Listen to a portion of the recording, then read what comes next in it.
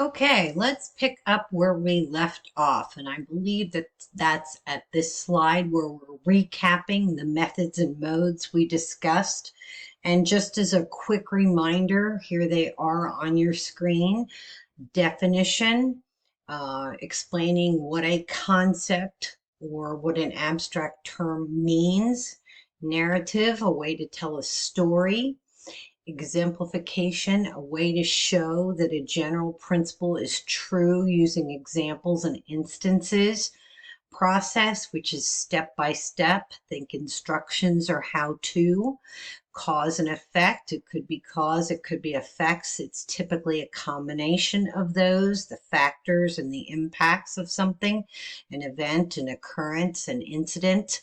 Descriptive writing is what creative writing is all about. And think of writing with your sensory details, imagery, similes, metaphors, how things see, look, taste, feel, etc. Compare and contrast. Everybody knows that one, the similarities and the differences between two or more particular topics or subjects. Classification means sorting into categories. Argument and persuasion, and that's the should and should not type topics. Typically the hot button current event issues are typical topics for argument and persuasion.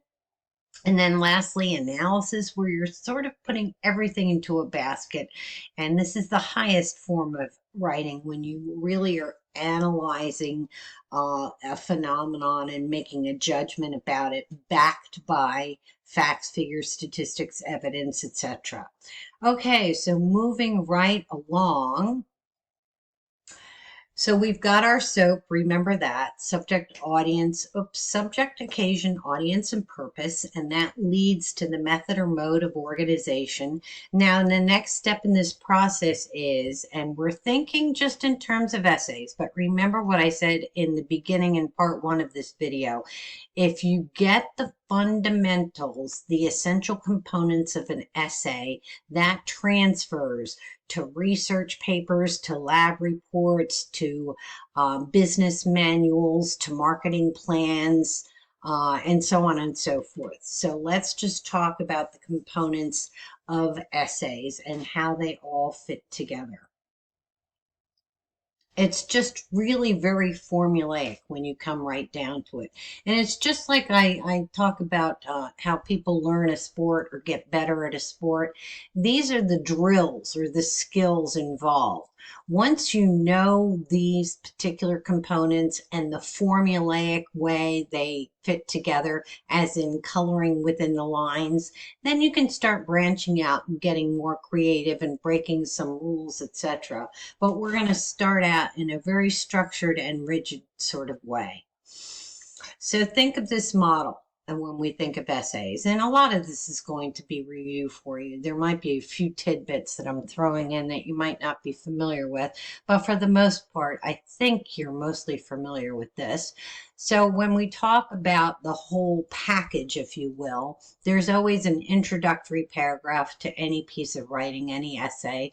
There are always the body paragraphs, sort of the meat of the subject or topic that you're discussing. This is where you're proving your point. This is where you're providing your support, your evidence, your examples, your expert opinion, your outside resources. All those are within body paragraphs. And then there's a conclusion of some sort, plain and simple. So the introductory paragraph really needs to contain lots of components in and of itself. A lot of times teachers are telling you that you should start with some sort of creative hook or lead in. This is not always essential. In other words, if you're doing a very strictly academic paper, or indeed any sort of piece of writing that's very objective and formal in nature or tone, a hook in order to reel in the reader isn't necessarily essential. So we'll talk about this a little bit more as we go through the different assignments during the course of the semester. In other words, some assignments are going to lend themselves to wanting a hook, reel in the reader rather, with something interesting, a fact, an anecdote, a statistic, etc., but it's not always necessary. So think about that. But what is necessary is context and background. You can't just throw a thesis at a reader. You have to set the stage, so to speak. And obviously, this will depend on the topic and the subject. In other words, it might be something that's very, very technical, and you really need to present some background information. It might be something that readers are not otherwise familiar with. Maybe it's a historical event that they don't know about. Perhaps you're discussing a product or a service, and this is very foreign or alien to your reader. You probably do need some setup in order to present your thesis without just jumping into the thesis at the get-go. In other words, the thesis, the purpose, the point should never be the very beginning of your writing. You have to have some introductory material. But then, of course, you do have to finally eventually get to the thesis. And typically, not always, but typically, the thesis is going to be the last 2 to 3 sentences of your introductory paragraph. When professional writers write, you'll see some of the essays in the Brief Bedford Reader, the text that we'll be using. Maybe the thesis isn't presented at all. Maybe it's just implied. Sometimes it's at the ending. So those are professional pieces of writing. For our purposes and the way we're going to begin, we are going to presume that the thesis needs to be placed within the introductory paragraph. And you should go back and you should read this screen, okay? It's very helpful, very valuable. It's slide number 37. I'm not going to bother reading it out to you. You can do that on your own, but do know that this is a really good, concise definition of what a thesis is, right? The central point, the main idea. This is the unifying principle. This is why you were writing. Now we get to something that I think is really, really critical, and quite frankly, something that some other teachers don't really pay much attention to. But basically speaking, folks, there are 2 types of thesis statements. They can be generally categorized, in 2 ways. They can be separated in in a binary kind of way. There are open thesis statements and there are closed thesis statements. Now, what's the diff? Let's say you're going to write about waitressing. This is maybe sort of gender specific. Forgive me for that if you want to say waiting on tables or what have you. But anyway, we're talking about that as a subject or a topic. Let's think back to soap. Subject or topic is going to be waitering or waitressing, okay? And the occasion for this writing is that you want to share your experience with the readers as a waitress. And your audience is just going to be basically your friends, okay? You are telling a story to your friends about your time waitressing or waiting on tables. So what's the point or the purpose? Well, let's see. You're going to be telling your friends that waitressing or waiting on tables was a great job. You're going positive with this. You want to make a point that this is a job that was worthwhile. Okay, so that's our soap. That's our setup for this particular piece of writing. So your initial thesis could be something like this.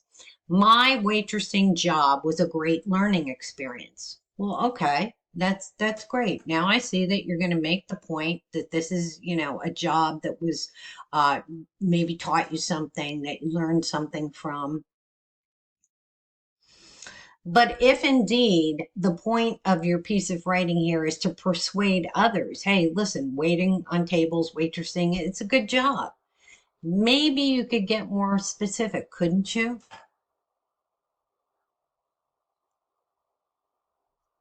Maybe this is a better way to go. You're focusing your point.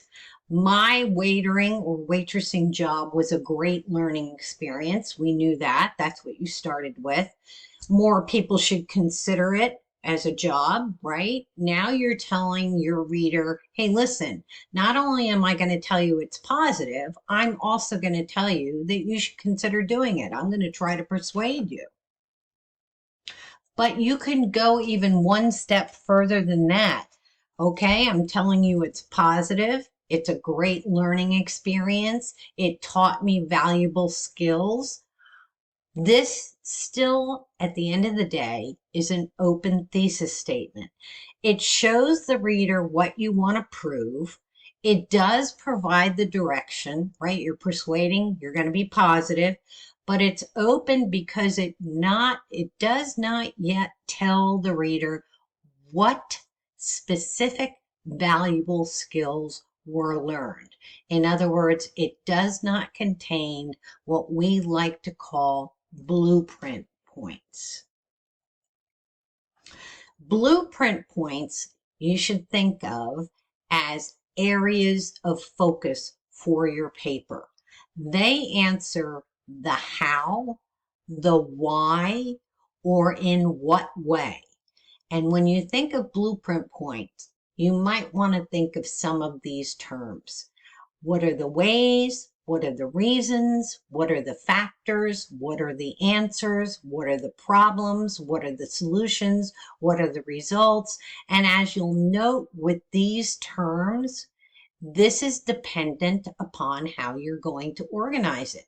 If it's argument and persuasion, it's the shoulds, right? If it's cause and effect, it's the factors and the impacts. If it's compare and contrast, it's the similarities and the differences. You get any idea here? So here's a way that you could change a now open thesis statement, remember about waitering or waitressing, into a more focused blueprint point thesis statement, which means closed. You are limiting what you're going to write about. You're going to say, what were the specific skills that you learned as a result of doing that job? And you could list many of them. And for our purposes, we're going to come up with 3. Hey, it taught me how to deal with customers. It taught me how to stay organized. And it taught me how to work with a team. Great. We've gone from open, great learning experience, to closed.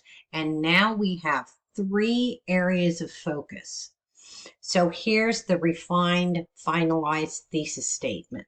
My first waitering or waitressing job was a wonderful learning experience, and more people should consider waitressing.